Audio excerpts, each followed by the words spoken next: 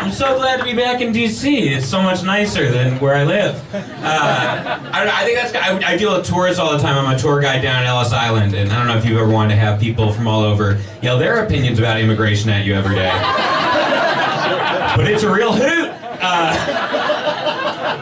Here's what I've discovered: is everyone thinks they're more progressive than they really are until they start talking. Because I had a guy on my tour the other day, and he came out and we were talking, and he's like, yeah, man, I mean, I'm cool with anybody coming in here, you know, as long as they're not taking jobs Americans would do.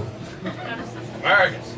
I was like, wouldn't it become okay for us to just be mad at someone because they have a job that somebody else would also do? Because if we're allowed to be mad about that, I'm pissed. Because there's a whole lot of Americans who have jobs that I would do. And no one lets me get mad about where they were born. Never see me just like, these goddamn people from New Jersey, they're commuting into my city, taking all the temporary receptionist work.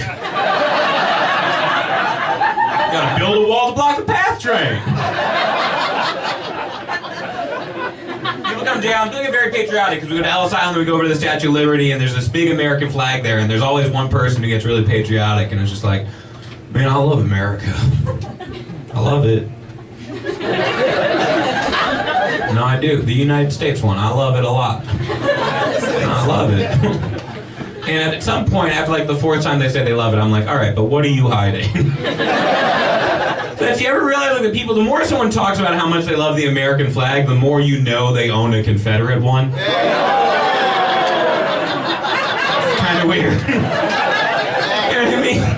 It's sort of like you ever meet a guy and all he does is tell you how much he loves his wife. It's like, dude, we get it. You cheated. I understand. That's why I talk shit about my girlfriend, because I'm loyal, you know? People come on these tours, they get so mad, they think we're changing history now by fact-checking it. I had somebody on a tour who was like, man, they're rewriting history. What's the next thing? We're just going to take Thomas Jefferson out of the textbooks because he was a slave owner. Just because he owned slaves, we're going to take him out of the textbooks. We're going to take him off of Mount Everest. They thought Mount Rushmore was called Mount Everest. Oh, we're just going to take him off Everest. No one has ever suggested that. Right? People just want to, no one wants to take Thomas Jefferson out. We just want to add in the info that got left out the first time. So now, instead of saying, like, Thomas Jefferson was a founding father, all of the books will read, like, a founding father, rapist, and slave owner, Thomas Jefferson was a jack of all trades. It's a triple threat. Anyways, I was going through old suicide notes today, and,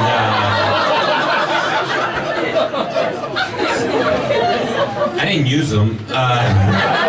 It's just gonna have one just in case. You know what I mean? What if you find out your parents are cousins? We're gonna just keep hanging out? Have a plan. I've never killed myself, not a ghost, but I called the suicide hotline one time, not because I wanted to hurt myself, I'd just been through a breakup and wanted to talk to somebody who couldn't hang up on me. Did you know when you call the suicide hotline, the first thing you hear is an automated message machine? Yeah. Feel how sad you felt? Imagine being suicidal. You call it and they're just like, you raised a national suicide. That's the saddest thing you could eat. The only way that could be sadder is if it was a ringback tone of a Sarah McLachlan song. With someone in the background being like, do it. I feel like they should be nicer when you call in, right? I feel like they should treat you like a winner. They should treat you like you're the winning caller at your favorite radio station.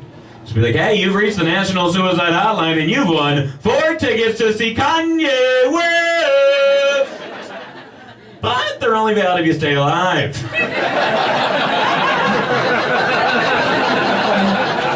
So take that noose off from around your neck and replace it with this backstage pass. Then call up 3 of your friends who love and care about you. It would be so sad to live in a world without you. A world where they couldn't see Kanye West! Press 1 to claim your tickets, press 2 if you don't have enough friends to take advantage of the offer. And if you press 2, it is just a Sarah McLachlan song and Kanye's like, but really you should do it.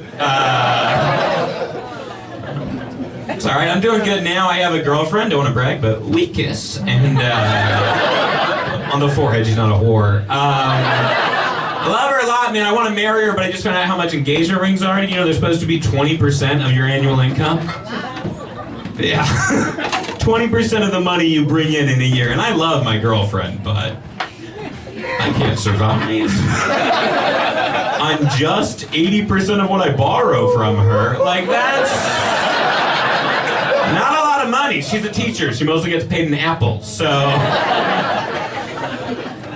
She's the best, man. I love her so much. I realized recently my family told me they love her more than they like me. Like, they were like, if you guys break up, she's the one who gets invited home for Christmas next year. Like, she would show up with her new boyfriend. My dad would be like, I hope he's not a dud like the last one.